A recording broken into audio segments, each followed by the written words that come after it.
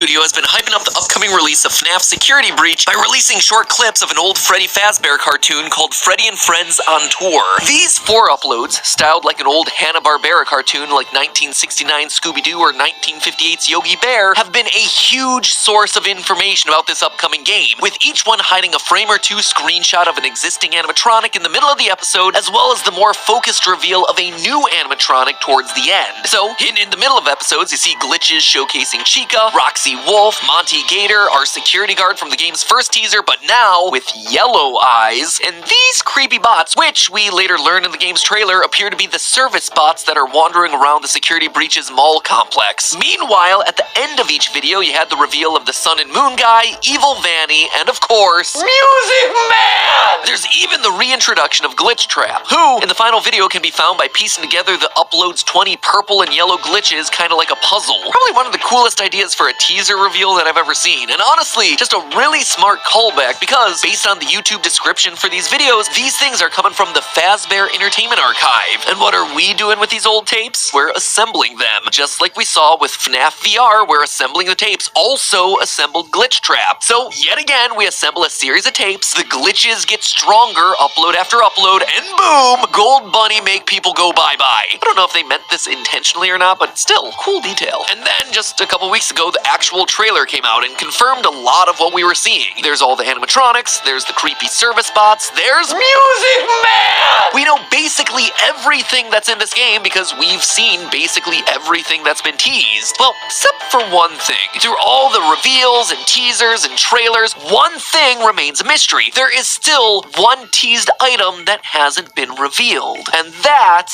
is a tentacle monster. You heard that right. At the end of Fazbear and Friends Episode 1, we get this, a sliding tentacle slithering across the screen. And you know it's a big deal because it's simultaneously the first thing they tease, but also the last thing that they're keeping secret. In fact, based on details from the trailer, as well as new clues that have come to light in other parts of the FNAF universe, I not only think I know what that is, but also the whole ending sequence of this game. This one is a biggie and feels like, once again, I am swinging for the fences, but if it proves to be true, well, let me tell ya, I'll be even more excited than this. Music Man! And speaking of things that get you more hype than seeing your favorite reject animatronic make his triumphant return, let me just remind you that new FNAF wear and Theory wear are available right now for the holidays.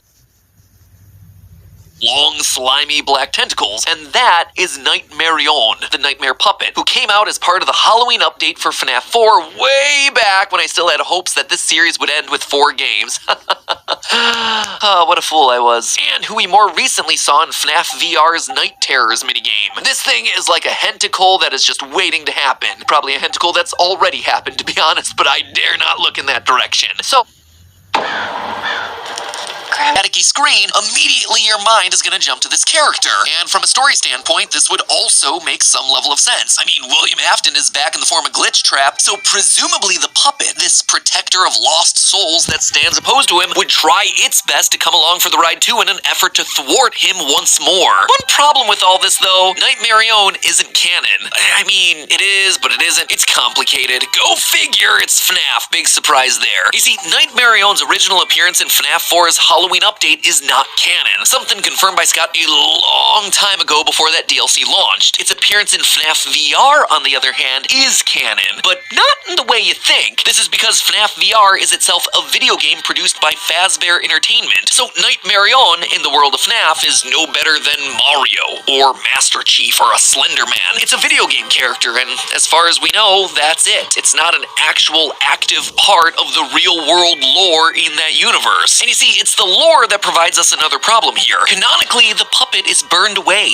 Its spirit is released in the fire that happens at the end of Pizzeria Simulator. And unlike Afton, who created a digitized version of himself hidden in a video game, something tells me that the puppet wasn't coding C++ in between giving gifts, giving life. As the last nail in the coffin here, the tentacle that we see at the end of Freddy and Friends is missing its signature white stripes. Are there ways to bring the puppet back? Sure, Puppet Mask didn't fully burn away and was found in the wreckage of the FNAF 6 Pizzeria, so it's still infused with the agony agony of Charlie in order to fight against Afton one final time, whatever. But honestly, I think there's evidence to suggest a better candidate for that tentacle, Baby. So the final Fazbear Frights book just came out, number 11, Prankster. And with it came the chance to look back across the whole collection and analyze what Easter eggs were there to help solve the game lore. One big takeaway from the series, we now absolutely know what was inside the FNAF 4 box. It was a person. Don't at me about this one. This is undeniable at this point, and nothing you say is gonna change my mind about it. Here's why. In Prankster, we get this line during the finale, quote, Jake had found the real homeless girl that Eleanor replaced. As a quick aside here and reminder, Eleanor is this book's stand-in for Baby. The real girl had been locked in a trunk in the abandoned building where Jake had originally found Eleanor. Now, this one instance alone wouldn't be enough to make me 100% sure about this, but they repeat it twice. Earlier in this same stretch of like 20 or so pages, the exact same thing happens again. Only this time, it's Eleanor that's locked in the box waiting to pop out. And if those two times weren't enough for you, in the final FNAF novel, The Fourth Closet, Baby hides a person inside of a large chest and then goes to steal their identity. Quote from this book, John moved to a large green chest, the paint almost entirely worn off. There was no lock. John knelt beside it, found the handle and heaved it open, then shuddered, falling back and pushing himself away. Jessica, he gasped, moving back to the chest and leaning over it. Jessica. What, John? I'm trying to listen. It's Charlie, he said hoarsely, in the chest. So 3 times in the various books of this franchise have we opened up a chest to find some person resting inside. That alone